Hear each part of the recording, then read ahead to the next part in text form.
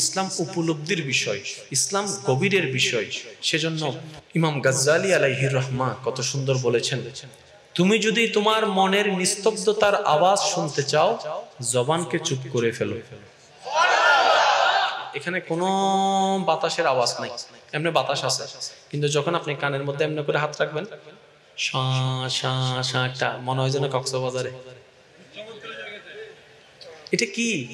এটা হচ্ছে আপনার কানের সাথে লেগে যাওয়া একটা আওয়াজ, যেটা আপনি শোনার চেষ্টা করেন নাই। আপনি যদি আপনার রবের সাথে কানেকশন লাগাতে পারেন, তখন আপনার জবানটা নীরব হয়ে যাবে, আপনার মন বারবার কথা বলে উঠবে রহমতের সাথে সুবহানাল্লাহ। ওই দিন কখন আসবে? ওই দিনটা কখন আনবেন? ওই নামাজটা কখন আসবে? যখন আপনি নামাজে দাঁড়ায় যাবেন, আপনার দিদারটা আল্লাহর রহমতের সাথে হয়ে যাবে।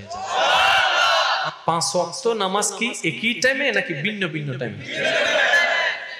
এই টাইমগুলা আপনার আমার সবার মুখস্থ, কিন্তু কখনো কি ভেবেছেন সকাল 10টায় কেন ফজরের নামাজ হয় নাই?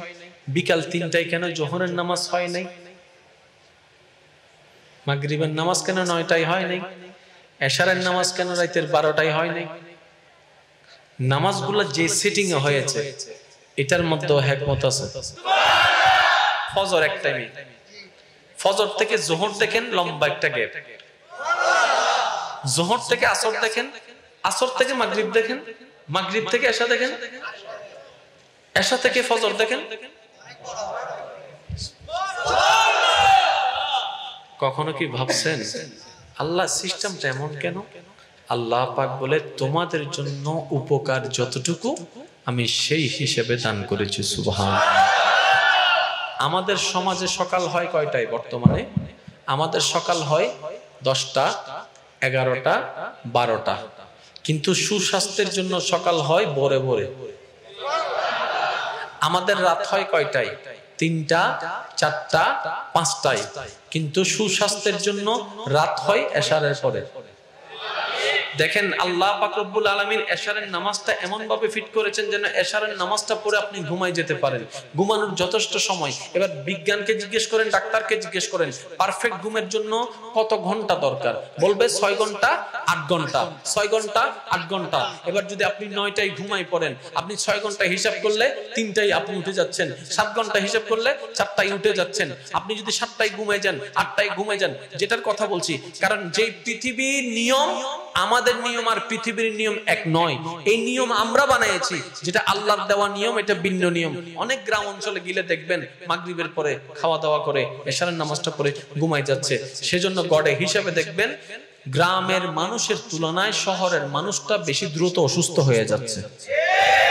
গ্রামের মানুষরা এখনো বুড়ো হওয়ার পরে ফিট, গ্রামের মানুষটা এখনো ফিট, গ্রামের মানুষটা জীবনে কোনোদিন জিম করে নাই, কিন্তু দাদার বডি।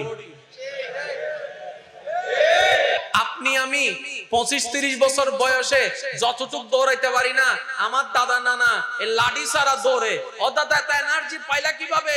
বলে যে আমরা ছোটবেলা থেকে এইভাবে জীবন ধারণ করেছি। তো ওনাদের জীবন ধারণটাকে ফলো করলে দেখা যায় অনেকটাই নবীর সুন্নতের সাথে মিল খুঁজে পাওয়া যায়। বলেন সুবহানাল্লাহ।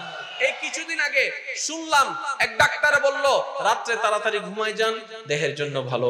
রাত্রে তাড়াতাড়ি ঘুমায় যান, দেহের জন্য ভালো। সকালের খাবারটা পেট ভরে খাবেন, দুপুরের খাবারটা একটু কম খাবেন, রাতের খাবারটা আরো কম খাবেন, আরো কম খাবেন। ও ডাক্তার, এগুলো কেন বললেন? ওইগুলো স্বাস্থ্যের জন্য ভালো। বড় অবাককর বিষয়, যে সিস্টেমটা বর্তমান ডাক্তাররা আমাদের জন্য সাজেশন দিচ্ছেন, আপনার আমার নবী রাহমাতুল লিল আলামিন 1450 বছর আগে সেই সাজেশনটাই দিয়েছেন। বলেন সুবহানাল্লাহ। একবার একটু ঠান্ডা মাথায় খেয়াল করেন, এশা থেকে ফজরটা এত লং টাইম গ্যাপ কেন? আল্লাহ পাক বললেন, আমার বান্দার একটু সারা দিন পরিশ্রম করেছে, একটু ঘুমানোর দরকার, একটু ঘুমানোর দরকার, ঘুমার ব্যবস্থা করে দিলেন। সুবহানাল্লাহ। গভীর রাতে উঠলে ঘুমটাও পারফেক্ট হয়ে যাবে, তাহাজ্জুদটা হয়ে যাবে, গোপনে গোপনে চুপি চুপি মাওলাকে ডাকাও হয়ে যাবে। সুবহানাল্লাহ। এবার বলেন সকাল শুরু হয় কখন? আপনার সুবহে সাদিকের পর থেকে। এবার আপনি যদি ফজরের নামাজটা এই যে কখন পড়েন, ফজরের নামাজটা আপনি কখন পড়েন? এমন একটা সময় যখন সূর্য ওঠে নাই, হালকা হালকা সাদা আভা, হালকা হালকা সাদা আভা, তখন থেকে কিন্তু দিন শুরু হয়ে যাচ্ছে। এবার আপনি ফজরের নামাজটা পড়লেন, আপনি আবার কাজে লেগে গেলেন, কারণ আপনার কাজ করা দরকার, টাকা ইনকাম করার দরকার, সংসারের বাজারের দরকার আছে।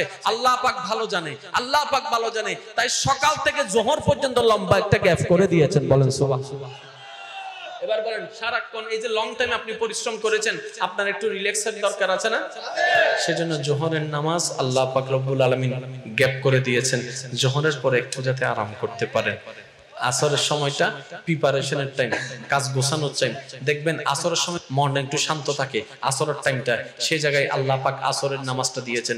ফজর যখন তাড়াতাড়ি মাত্র, তখন আল্লাহ পাক রাকাতের ব্যবস্থা করেছেন।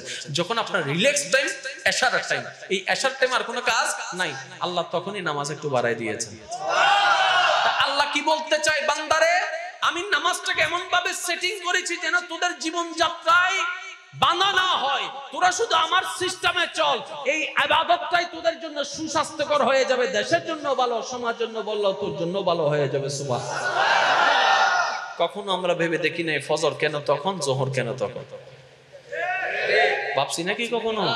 আমরা তো পড়া দরকার পড়ছি, আমরা নামাজটাকে একটা ডিউটি মনে করি। আজকে দরবারে বাড়িয়া শরীফে একটা ছেলে আসছে, ও এসে বলে আগে আমি নামাজটাকে ডিউটি মনে করতাম, এখন নামাজটাকে আমি মৌলার দরবারে হাজিরা মনে করি। ভার্সিটির একটা ছেলে, তার কথাটা শুনে খুব অন্তরটা প্রশান্তি পেয়েছে। ও বলছে আগে আমি নামাজে দাঁড়ালে সবসময় তাড়াহুড়া করতাম, কখন জানি তাড়াতাড়ি শেষ করব, আবার কাজে যাব। এখন আর তাড়াতাড়ি শেষ করতে ইচ্ছে করে না, এখন ইচ্ছে করে যে আরেকটু পড়ি, আরেকটু পড়ি, তসবিটা আরেকটু পড়ি, তসবিটা আরেকটু সময় দিই, আরেকটু আস্তে আস্তে পড়ি। আমি জিজ্ঞেস করলাম কেন? বলে যে এখন কেমন জানি নামাজের মধ্যে একটা প্রাণ খুঁজে পাচ্ছি, যখনই নামাজে দাঁড়াচ্ছি কেমন জানি অন্তর অনুভব হয় আমি আমার আল্লাহর দরবারে দাঁড়িয়ে আছি। সুবহানাল্লাহ। তো ওই বান্দার যদি এই ফিলটা আসতে পারে, আপনারা হয়তো আসবে, কিন্তু আগে চাওয়াটা তো আপনার মধ্যে আসতে হবে, তৃষ্ণা তো আপনার মধ্যে আনতে হবে, ক্ষুধা তো আপনার মধ্যে আনতে হবে। ক্ষুধা যদি না থাকে ভালো খাবার কিন্তু পেটে যাবে না, রুচি আসবে না। যখন ক্ষুধাটা আসবে তখন দেখবেন পান্তা ভাত অনেক মজা লাগবে, লবণ দিয়ে ভাত অনেক মজা লাগবে। আগে আল্লাহর প্রেমের ক্ষুধাটা অন্তরে জাগান, নবীর প্রেম দিয়ে আল্লাহর প্রেমের ক্ষুধাটা অন্তরে জাগান। যখন সেই প্রেমটা জেগে উঠবে তখন আপনার মন বলবে আল্লাহ জিকির শুনতে চাই, আল্লাহ জিকির শুনতে চাই, সুবহান রাব্বিল আলা শুনতে চাই, সুবহান রাব্বিল আযীম শুনতে চাই, মাওলার নামের জিকির শুনতে চাই। বলেন সুবহান। এগুলো কি একদিনে হবে? আস্তে আস্তে, practice by practice, practice by practice. আমরা ছোটবেলায় যখন অঙ্ক টিচারের কাছে পড়তাম, সবচাইতে কঠিন মনে হতো কি? অঙ্ক। আর আমাদেরকে স্যারা কি বলতো, এই অঙ্ক জিনিসটা মুখস্থের বিষয় না, এটা প্র্যাকটিসের বিষয়। বাংলার ব্যাপারে কিন্তু এই কথা বলে নাই, প্র্যাকটিসের বিষয়। কিন্তু অঙ্কের ব্যাপারে আমাদেরকে কি বলেছে? প্র্যাকটিসের বিষয়। তার মানে এটা তুমি যত ঘাটাঘাটি করবা, যত তুমি লেখালেখি করবা, এটা আস্তে আস্তে তোমার ভিতর আসবে। তো নামাজ নিয়ে যে মনোযোগ নাই বলেন, এটা নিয়ে আফসোস করে নামাজ ছেড়ে দিবেন না। মনোযোগ থাক, মনোযোগ না থাক, মনোযোগ থাক, মনোযোগ না থাক, নামাজে দাঁড়ায় যাবেন, নিয়ত করে ফেলবেন, তেলাওয়াত শুরু করে ফেলবেন, পড়া শুরু করবেন, রুকু শুরু করবেন, সিজদা শুরু করবেন। শয়তান শয়তানের কাজ করবে, বান্দা বান্দার কাজ করে যাবে। বলেন সুবহানাল্লাহ।